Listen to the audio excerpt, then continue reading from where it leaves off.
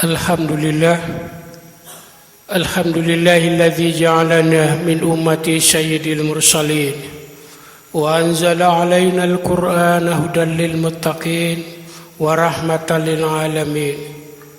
Asyhadu an la ilaha illallah wahdahu la syarika lah, syahadatan nadkhulu biha jannatal firdausil amin, wa asyhadu anna sayyidana Muhammadan abduhu wa rasuluh as-sadiqul wa'dil amin.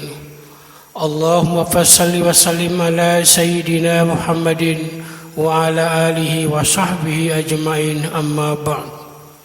Ayuhal hadirun rahimakumullah, usikum wa nafsi bitaqwallah wa ta'atihi la'allakum tuflihun. Qala Allah ta'ala fil Qur'anil Karim, a'udzu billahi minasy syaithanir rajim. Bismillahirrahmanirrahim. Ya ayyuhalladzina amanu taqullaha haqqa tuqatih wa la tamutunna illa wa antum muslimun. Shadaqallahul azim. Hadirin jemaah Jumat yang berbahagia, kita bersyukur kehadirat Allah Subhanahu wa taala atas limpahan karunia rahmat dan nikmat-Nya yang begitu banyak diberikan kepada kita, terutama nikmat iman, nikmat Islam, nikmat sehat walafiat serta nikmat panjang umur. Dan dengan nikmat itu alhamdulillah siang hari ini kita bisa hadir di tempat ini dalam rangka mengabdikan diri kepadanya, yakni salat Jumat berjamaah. Kita berharap, bermohon dan berdoa kepada Allah semoga seluruh rangkaian amal ibadah kita diterima oleh Allah Subhanahu wa taala dan dicatat sebagai amal kebaikan. Selawat dan salam kita limpahkan kepada junjungan kita Nabi besar Muhammad sallallahu alaihi wasallam yang sungguh-sungguh telah berjuang mengeluarkan umatnya dari syirik kepada tauhid, mengeluarkan umatnya dari kufur kepada iman, mengeluarkan umatnya dari alam jahiliyah menjadi alam Islamiyah. Dialah junjungan kita Rasulullah sallallahu alaihi wasallam yang telah berjuang sejak zaman kenabian sampai kerasulannya dan kerasulannya sampai akhir hayatnya, berjuang mengeluarkan manusia minadz-dzulumat ilan nur, dari dunia yang penuh dengan kegelapan dan kesesatan, telah merubahnya ke cahaya terang benderang yang penuh dengan keselamatan dan kebahagiaan melalui agama kita ini, yakni al-Islam.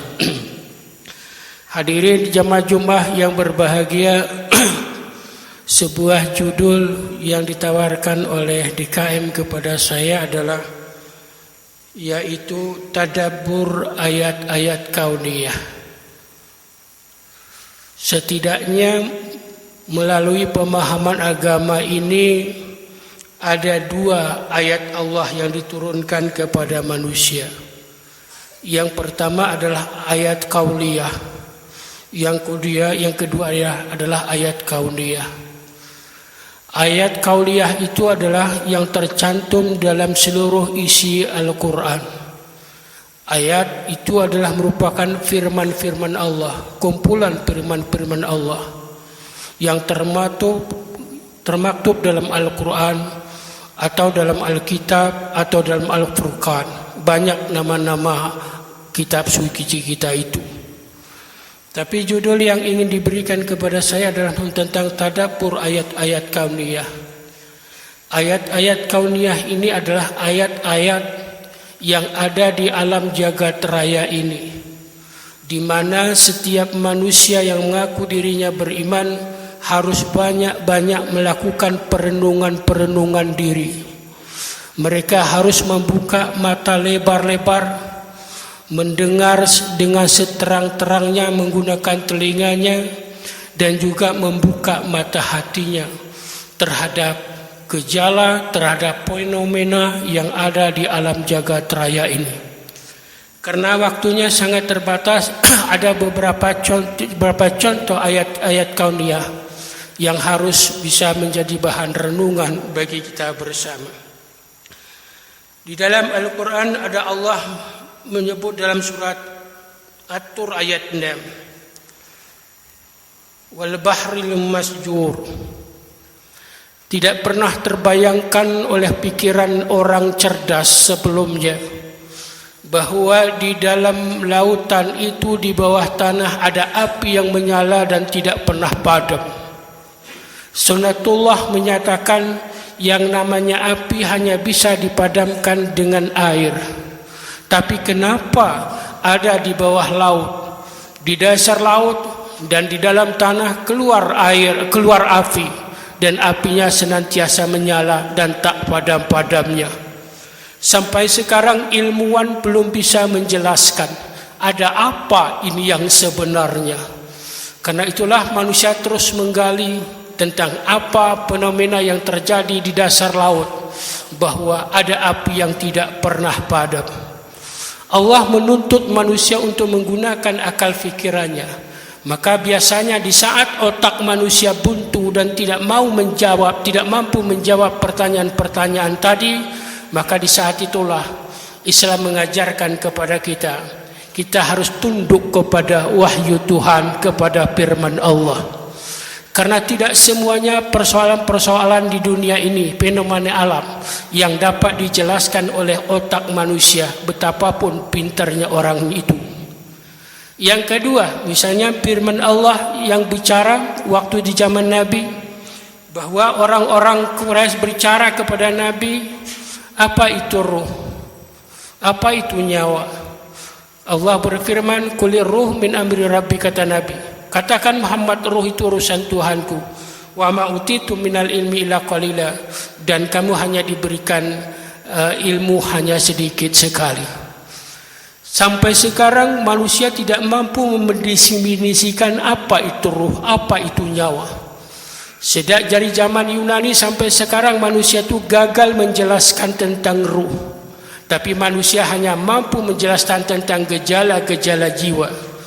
Semua mereka sepakat bahwa dalam diri manusia itu ada dua unsur, unsur jasmani dan unsur rohani. Unsur jasmani adalah unsur yang bisa dijelaskan, karena realitas nampak, bisa diamati dan bisa dijelaskan. Tapi tatkala bicara tentang ruh, tentang nyawa, sampai sekarang ilmuwan apapun, sehebat apapun manusia tidak mampu menjelaskan apa itu ruh. Tapi manusia menyadari bahwa manusia tidak bisa hidup tanpa ada ruh. Karena bersatunya ruh dengan jasad, maka dia disebut manusia. Tatkala ruhnya tidak ada lagi dalam dirinya, maka disebut dengan jenazah atau mati, alias meninggal dunia. Hadirin yang berbahagia, beberapa puluh tahun yang lalu beberapa ilmuwan, kalau nggak salah di Amerika, para guru besar berbagai macam disiplin ilmu kemudian meneliti tentang seorang manusia yang sedang sekarat mau meninggal dunia. Yang mereka teliti adalah apa itu ruh yang sebenarnya. Gejala-gejala jiwa bisa dijelaskan oleh ilmu pengetahuan, tapi ruh tidak bisa dijelaskan oleh manusia. Tapi manusia meyakini bahwa manusia bisa hidup karena ada ruh dalam dirinya. Tatkala ruhnya terlepas, maka dia menjadi mayat, menjadi jasad, dan dia tidak bisa lagi disebut dengan sebutan manusia kecuali mayit. Tatkala orang sedang sekarat, kemudian dimasukkan dalam tabung kaca, maka dipasanglah beberapa kamera dan alat-alat untuk meneropong tentang manusia yang sekarat itu. Kemudian apa yang terjadi? Singkat cerita, waktu napasnya sudah di kerongkongan, kemudian setiap manusia akan melihat CD perjalanan hidupnya. Fabasaru kaliyumal hadid, kata Allah. Maka setiap manusia akan menyetel kembali, melihat film-film sejarah perjalanan hidup mereka itu, apakah yang baik ataupun yang buruk, di leher. Maka di saat itu tobat tidak akan diterima lagi. Tetapi waktu mengembuskan napas yang terakhir, apa yang terjadi? Begitu orang jasad ini mengembuskan napas terakhir, langsung kacanya pecah semuanya, hancur berantakan. Kemudian alat dia di kamera, betul-betul dipasang kamera. Akhirnya sesama ilmuwan itu berkata, kalau begitu nyawa itu apa? Ruh itu apa? Semuanya menjawab, kita tidak tahu apa sebenarnya hakikat ruh, apa hakikat nyawa itu. Maka ilmu gagal untuk menjelaskan ini. Yang bisa menjelaskan ini adalah ajaran agama. Karena ajaran agama harus diterima dengan iman, bukan hanya dengan akal. Hadirin yang berbahagia, yang ketiga, Allah menantang manusia untuk memperhatikan firman Allah, afala yanzuruna ilal ibili kaifa khuliqat wa ila samai kaifa rufi'at wa ila jibali kaifa nusibat wa ilal ardi kaifa sutihat. Allah menantang manusia untuk menggunakan akal fikirannya. Kamu perhatikan bagaimana unta diciptakan. Unta itu dia makan dan minum, dan dia bisa bertahan berminggu-minggu tidak makan dan minum. Yang harus diperhatikan dari unta itu adalah tatkala di dalam diri unta itu bahwa ada tempat untuk menyimpan makanannya, tapi ada juga air minumnya untuk menyimpan air kencingnya. Tetapi ada juga bagian yang senantiasa tawar dan tidak bernajis. Karena itulah orang-orang Arab yang pergi ke Sam, Syria itu untuk berdagang ke sana, dia menaiki unta. Tapi kalau mereka lapar, maka mereka sembelih untanya. Tapi kemudian bagaimana Allah memisahkan antara kotoran, baik itu kotoran air kencingnya dengan ada kotoran BAB-nya. Sementara di bagian lain ada kantong yang berisi minuman segar dan tidak berbau, dan itu menjadi minuman orang-orang Arab. Bagaimana kita menjelaskan itu? Allah menyuruh kita untuk berpikir bagaimana unta diciptakan. Yang kedua, Allah menantang kita, wa ila samai kaifa rufi'at, bagaimana langit ditinggikan. Sampai sekarang kita belum bisa menjelaskan yang langit itu yang mana sebenarnya. Allah cuma menyatakan bahwa sab'a samawat, langit itu ada 7 tingkatannya. Tapi tidak ada penjelasan yang lain di langit-langit yang kedua dan seterusnya, apakah masih ada makhluk ataupun tidak. Belum ada penjelasan. Yang jelas dijelaskan di Al-Quran bahwa tempat yang aman, yang paling indah adalah tempat kita yang ada di bumi ini. Bagaimana langit ditinggikan dan di mana tiangnya, sampai sekarang belum temu oleh para ilmuwan di mana sebenarnya tiang langit itu sendiri. Allah suruh kita memikirkan ini. Yang kemudian Allah menyuruh kita bagaimana kemudian wa ilal jibali kaifa nusibat, bagaimana gunung-gunung ditancapkan sebagai paku-paku bumi, supaya bumi tidak bergeser, supaya di bawahnya bisa aman dan damai. Karena gunung-gunung itu terdiri bukan hanya tanah atau batu kalau di Arab, tapi juga adalah sebagai pasak bumi yang menahan kalau hujan tidak akan banjir dan longsor. Tapi keserakahan manusia, kemudian banyak gunung-gunung digundulkan, kemudian hutan-hutannya ditebang habis, tidak ditanam kembali. Kalau hujan terjadi, apa yang terjadi?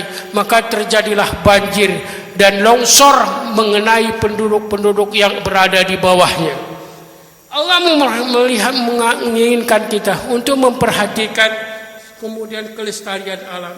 Yang kemudian wa ilal ardi kaifa sutihat, kemudian bagaimana bumi dihamparkan oleh Allah Subhanahu wa taala. Allah menyuruh kita untuk membuka pikiran kita, membuka pendengaran dan mata hati kita untuk meneliti fenomena yang ada di alam jagat raya ini, untuk menunjukkan bahwa ternyata kita tidak ada apa-apanya, dan di balik itu semua pasti ada yang menciptakan, yaitu Allah Subhanahu wa taala.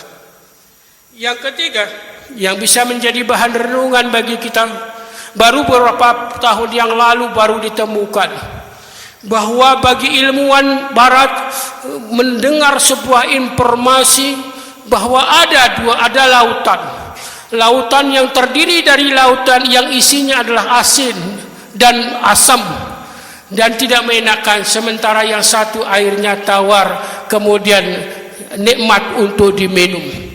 Ilmuwan ini pernah datang ke Saudi Arabia untuk konferensi internasional. Bagaimana ada informasi yang menyatakan bahwa ada lautan yang terpisah, sama-sama satu lautan, tapi terpisah antara satu dengan yang lain. Apakah itu ada? Jawabnya, ilmuwan Arab ini berkata, itu 1400 tahun yang lalu sudah diinformasikan oleh Al-Quran. Apa informasinya? Marajal bahraini yaltaqiyan, bahwa ada Allah membiarkan dua lautan yang mengalir, yang keduanya saling bertemu. Bainahuma barzakhun la yabghiyan, di antara keduanya tidak ada batas. Ada batas yang tidak dilampaui oleh masing-masing. Air tawar tidak menyeberang ke laut air asin. Air asin tidak menyeberang ke air tawar. Begitu juga ikannya. Di balik dinding itu ada semacam pembatas. Di mana itu? Ilmuwan berkata, itu adalah Selat Gibraltar antara Maroko dengan Spanyol. Baru beberapa tahun ini ditemukan ini. Kalau begitu kemudian dia berkata, kalau begitu sebenarnya bahwa Al-Quran ini bukan akal, bukan hasil dari Muhammad, tapi ini adalah benar-benar merupakan karya Allah yang diturunkan kepada manusia. Masih banyak persoalan-persoalan ayat-ayat kauniyah yang Allah jelaskan, kadang-kadang manusia belum bisa menjelaskan, belum bisa memikirkan, karena memang itu tidak, kadang-kadang tidak realitas, karena syaratnya ilmu harus empiris dan realitas. Ternyata yang realitas saja pun masih banyak yang belum dijelaskan. Karena itu tugas dan tanggung jawab kita selaku orang beriman dengan meyakini bahwa ada hikmah di balik apa yang dikatakan oleh Allah Subhanahu wa taala, supaya kita akan bertafakur diri, merendah diri, bahwa ternyata kita tidak ada apa-apanya di balik kemahabesaran dan kekuasaan Allah Subhanahu wa taala. Hadirin yang berbahagia, inilah renungan singkat siang hari ini. Mudah-mudahan ada manfaatnya. Barakallahu wa lakum fil Qur'anil Karim. Wa nafa'ani wa iyyakum bima fihi minal ayati wa zikril hakim wa taqabbala minni wa minkum tilawatahu innahu wasamiul alim. Aqulu qawli hadza wa astaghfirullahaladzim li wa lakum sa'iril muslimina muslimat wal mu'minina wal mu'minat fastaghfiruhu innahu huwal ghafurur rahim.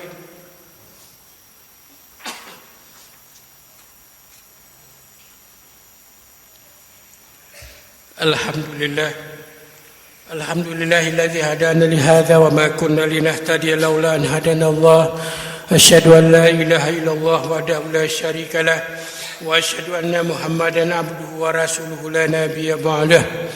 Qala Allah ta'ala fi kitabihil karim, innallaha wa malaikatahu yusholluna 'alan nabi ya ayyuhalladzina amanu shallu 'alaihi wa sallimu taslima. Allahumma salli ala Muhammad wa ala Muhammad kama sallaita ala Ibrahim wa ala Ibrahim wa barik ala Muhammad wa ala Muhammad kama barakta ala Ibrahim wa ala Ibrahim fil alamin innaka Hamidum Majid.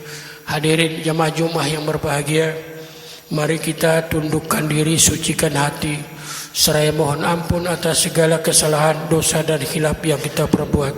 Allahumma ighfir muslimina muslimat wal mu'minina wal mu'minat al ahya'i minhum amwat wa yaqadiyal hajat. Rabbana la tu'akhidhna in nasina aw akhtana. Rabbana wa la tahmil alaina isran kama hamaltahu ala alladhina min qablina. Rabbana wa la tuhammilna ma la taqata lana bih wa'fu 'anna waghfir lana warhamna anta maulana fansurna 'alal qaumil kafirin. Rabbana atina fid dunya hasanah wa fil akhirati hasanah wa qina adzabannar. Ibadallah, innallaha ya'murukum bil 'adli wal ihsan wa ita'i dzil qurba wa yanha 'anil fahsya'i wal munkari wal baghi ya'idzukum la'allakum tadhakkarun. Fadhkurullaha alladzi yadhkurukum washkuruhu 'ala ni'amihi yazidkum wa la dzikrullahi akbar.